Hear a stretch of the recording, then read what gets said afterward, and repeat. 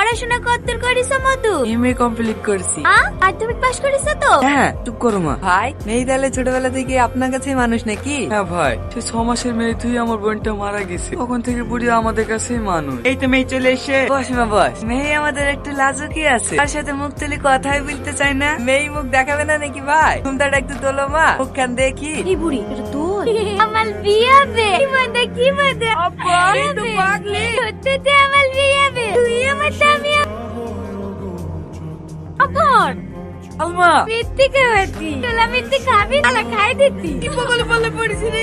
আরে ভাই দাঁড়ান দাঁড়ান, কথাটা তো শোনে। এইভাবে করবে বিভাগই বলতে নি, কি বি করবে নি? না, আমি তো তোমাদেরকে আগেই বলে দিয়েছি বিয়ে করবো না। তাও তোমরা রোজ রোজ ছেলে দেখে দিলে আসলে আমি কি করবো? তাই বলে তুই সারা জীবন আই বড় থাকবি নাকি? আর কতদিন মামার ঘরে বসে খাবি বলদিনি? ও মা, এইভাবে আর কটা বিয়ে ভাঙবি বলদিনি? মেয়ে হয়ে জন্মেছি, বিয়ে সংসার তো একদিন একদিন করতেই হবে। আর মামা মামিরও বয়স হয়ে গেছে। আমি তো আজ এসে কাল নাই। মরার আগে লাজ্জামের মুখখান দেখতে দেবেনি।